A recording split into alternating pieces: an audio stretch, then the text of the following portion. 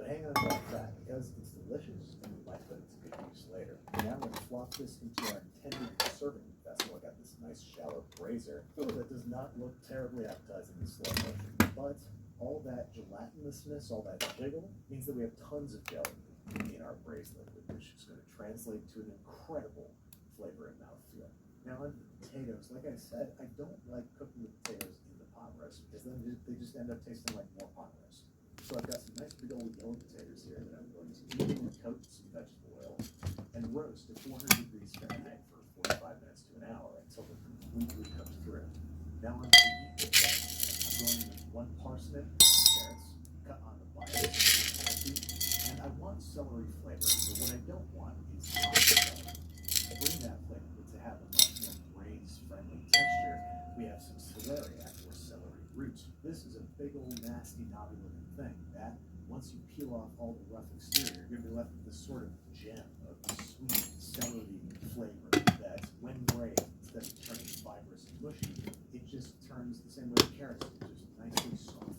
Now, I want the carrots to taste like carrots. I want parsnips. To make sure that they retain their essential flavors, we're not going to just braise them to death. We're going to roast them. So throw them in a bowl, a tablespoon or 2 of vegetable oil, sprinkle with kosher salt, a few twists of freshly ground black pepper, and toss together the bowl.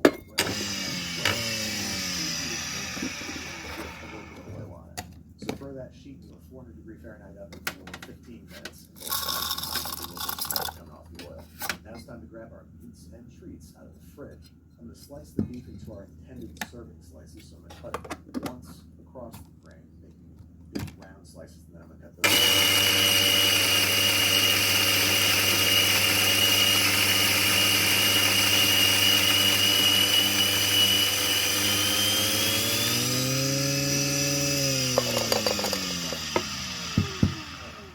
Then I'm going to dump the rest of the vegetables alongside. These are going to roast together at 400 degrees Fahrenheit for 20 to 30 minutes. We're going to do some flipping halfway through.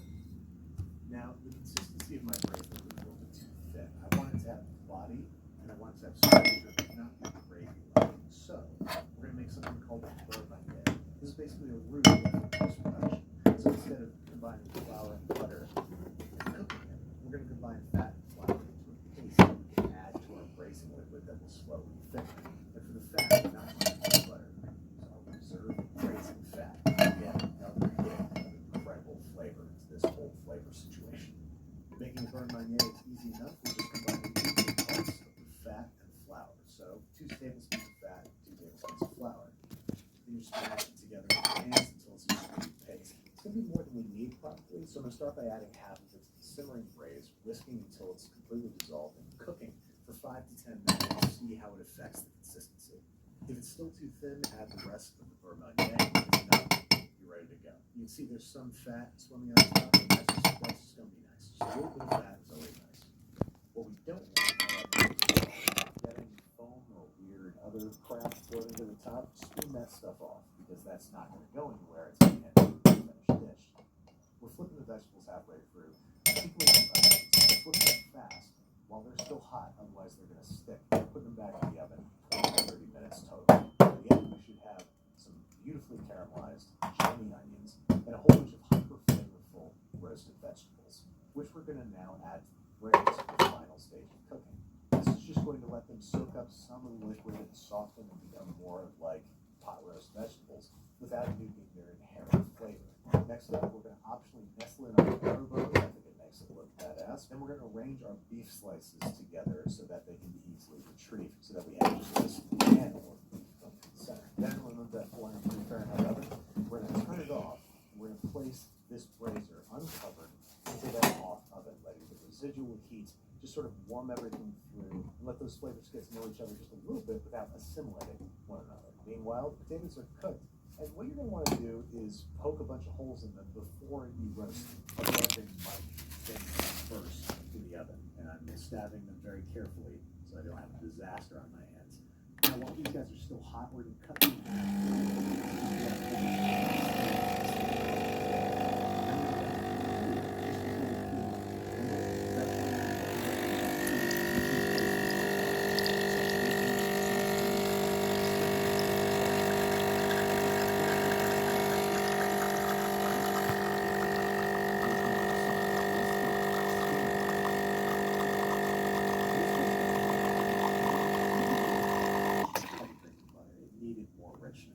taste for seasoning and keep warm until ready to serve.